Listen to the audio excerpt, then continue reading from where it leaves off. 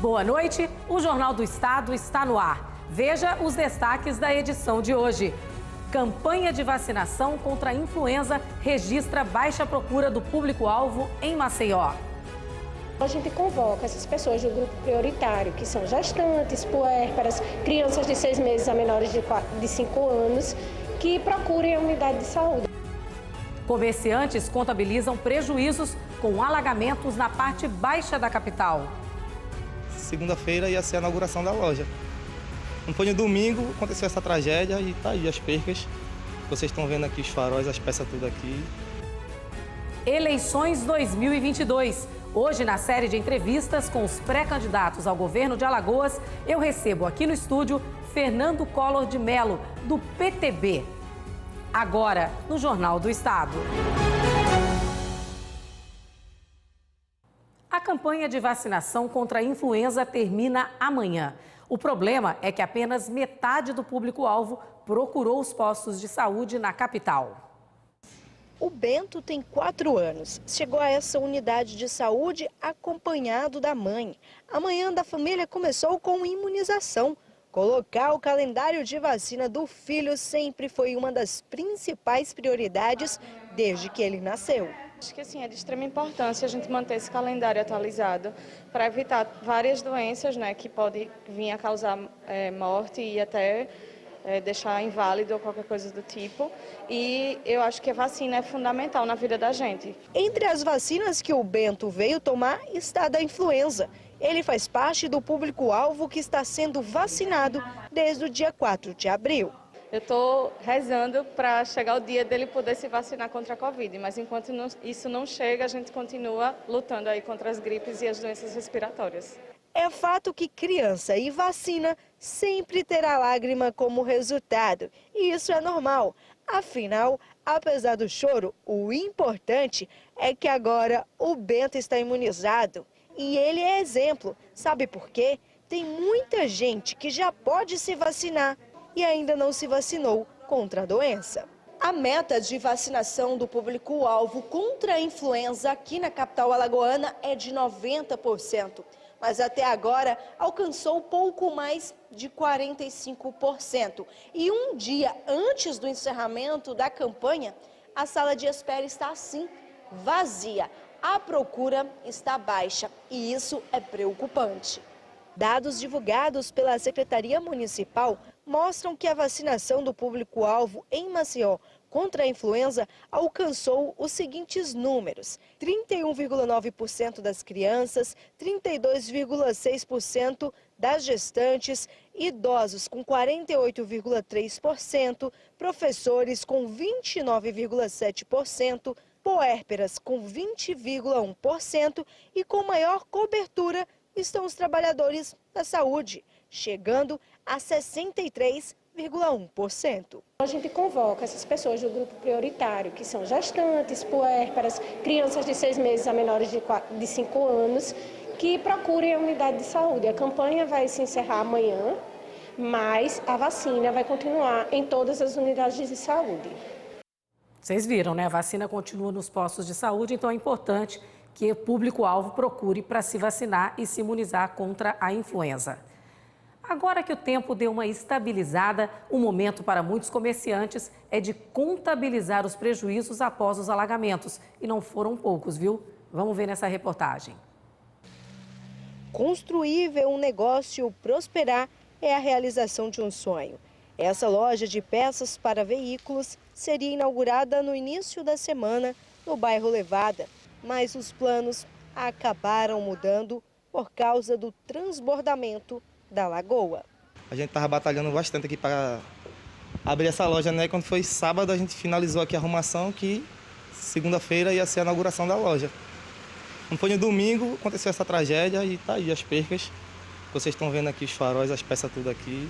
As peças danificadas e perdidas por causa da água estão sendo retiradas aos poucos.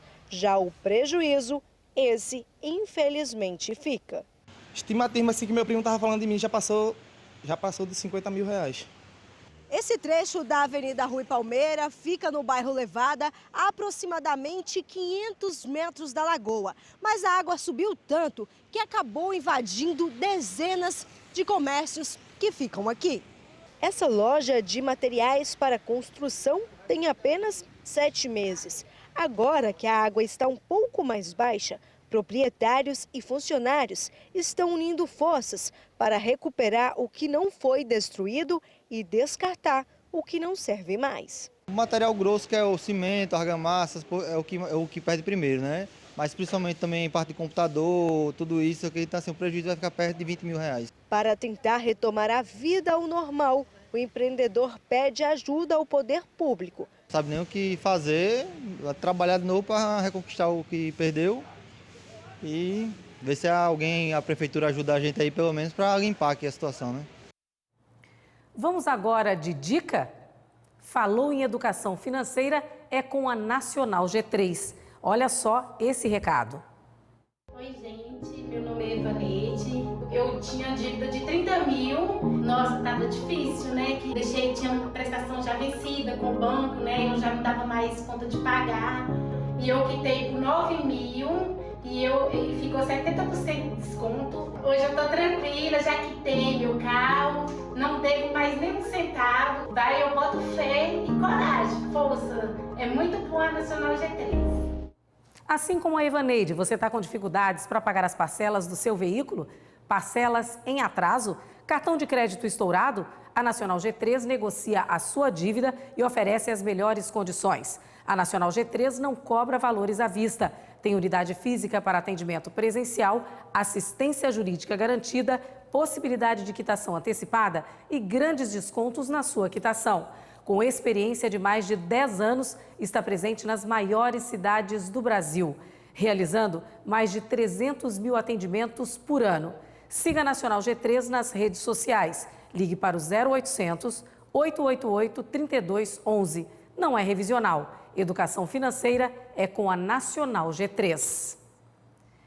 O governo federal editou um decreto que obriga os postos de combustíveis a exibirem um comparativo do preço do produto vendido antes e depois da lei que limita a redução do ICMS. Nossa correspondente Fernanda Martinelli tem mais detalhes direto de Brasília. Boa noite, Fernanda. Oi, Estela, boa noite a você, boa noite a todos. O decreto foi assinado pelo presidente da República, Jair Bolsonaro, e obriga todos os postos de combustíveis do país a exibirem um comparativo no preço da gasolina e do diesel, principalmente após a aprovação do projeto, que limita a cobrança do ICMS a 17% pelos estados. Muitos estados já começaram a aplicar essa nova lei e o governo federal alega que é importante a exibição desse comparativo para que os consumidores possam ter ciência em relação à diminuição dos preços. Principal base, de acordo com o Ministério da Economia, para que os postos possam fazer essa comparação é o preço dos combustíveis até o dia 22 de junho. Véspera da data em que foi promulgada a lei que determina a limitação da cobrança do ICMS. Não existe uma sanção dentro do decreto para os postos que não cumprirem essa lei, nem pagamento de multa e nem punição. Mas a Agência Nacional do Petróleo vai orientar todos os postos para cumprirem essa determinação do governo e fazerem essa exibição com comparativo de preços. Volto com você, Estela. Obrigada, Fernanda. Direto de Brasília. No próximo bloco, eleições 2022. Minha entrevista de hoje é com o pré-candidato ao governo de Alagoas, Fernando Collor de Mello. Eu volto num instante. Estamos de volta com o Jornal do Estado. O assunto agora é eleições 2022. Dando sequência à nossa série de entrevistas com os pré-candidatos ao governo do Estado, o meu convidado de hoje é o senador pelo PTB, Fernando Collor de Mello. Boa noite, seja muito bem-vindo. Muito boa noite, Estela. Muito obrigado pelo convite que me foi feito. Eu estou aqui ansioso para poder participar desse programa. Nós também. Antes de começar o nosso bate-papo, eu vou pedir para o pessoal exibir as recomendações definidas pelo Departamento Jurídico da emissora. Os pré-candidatos convidados para esta entrevista não podem pedir votos nem usar expressões que tenham esta interpretação e que configurem propaganda eleitoral antecipada. 2. Trata-se de uma entrevista com perguntas e respostas. 3. Os pré-candidatos podem expor plataformas e projetos políticos. 4. Os pré-candidatos podem tecer críticas à atual gestão, desde que não sejam de caráter pejorativo nem discriminatório. 5. Caso haja descumprimento das normas de propaganda eleitoral antecipada, os pré-candidatos podem ser penalizados pela Justiça Eleitoral sob pagamento de multa no valor de R$ 25 mil. Alguma dúvida? Nenhum. Tudo certo, então vamos começar. Vamos começar falando sobre os estragos causados pelas chuvas. Pelo último boletim divulgado pela Defesa Civil Estadual, já são 69, quase 69 mil desalojados e desabrigados e 56 municípios em estado de emergência. Como é que o senhor vê essa situação, que já é recorrente aqui em Alagoas, e o que o senhor faria caso fosse eleito governador de Alagoas? Muito bem, eu tenho visitado inúmeros municípios que sofreram terrivelmente com essa enxurrada que se abateu sobre Alagoas.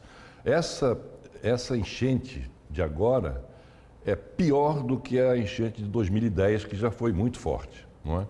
Então, o que nós temos feito é ter falado com o presidente Jair Bolsonaro e ele ter determinado que viessem para cá o Ministério da Cidadania, o Ministério da Saúde, o Ministério do Desenvolvimento Regional, o Ministério da Infraestrutura, a Polícia Rodoviária Federal, as Forças Armadas, Exército, a Marinha e Aeronáutica, mais a Secretaria Nacional de Defesa Civil, e todos aqui estiveram, e um grupo executivo continua aqui em Alagoas, atendendo as populações mais necessitadas, porque a primeira fase do programa é atender as pessoas, a gente que está sofrendo com a perda das suas casas, com a perda, enfim, dos seus utensílios, dos seus móveis, enfim, tudo aquilo que foi levado pela chuva.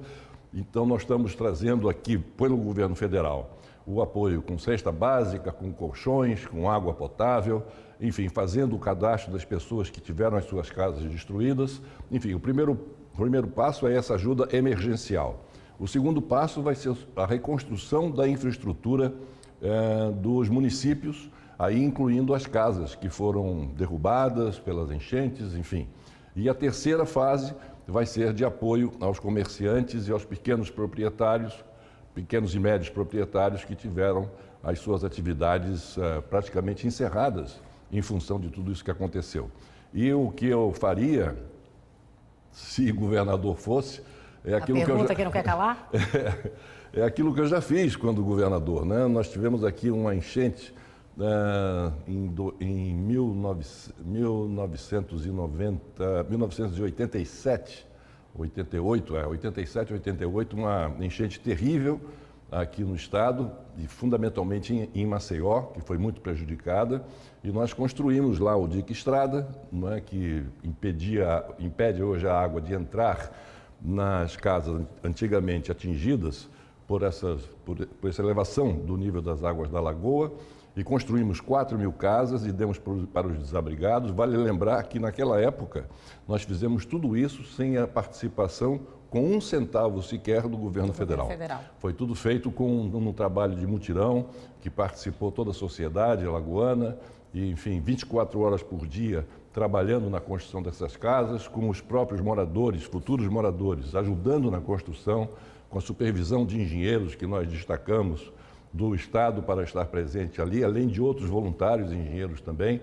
Enfim, eu faria isso e tomar conta, sobretudo, da gente, das pessoas. É isso que nós temos que focar a nossa atenção quando se abate sobre nós uma calamidade como essa. Senador, em relação à educação, o que o senhor pretende fazer? Quais são os seus projetos nessa área?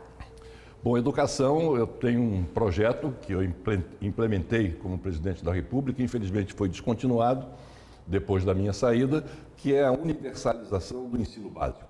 É um ensino integral, mas um ensino integral que não se resume à instrução, né, das diversas disciplinas que fazem parte do currículo normal, mas que oferece cultura, que oferece possibilidade de, dentro do âmbito da cultura, de desenvolver os talentos artísticos, seja para música, para pintura, para desenho, enfim.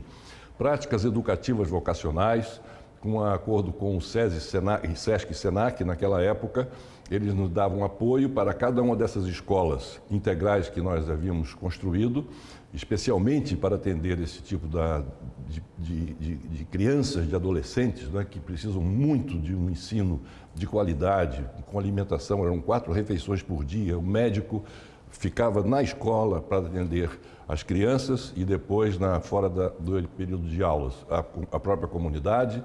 Enfim, eu acho que nós perdemos, com a descontinuidade desse programa dos chamados SIACs, nós perdemos 2 gerações. Porque se nós tivéssemos levado a cabo esse programa e tivesse sido esse programa continuado por aqueles que me sucederam, seriam duas gerações que estariam atendidas e hoje já com grandes possibilidades de ter um lugar ao sol, de ter o seu emprego e o seu salário para poder, com dignidade, prover as suas necessidades de sua família e da sua comunidade. E em relação à saúde, qual é o plano do senhor? Bom, em relação à saúde, o que nós precisamos, eu acho que é de menos cimento e de mais sentimento.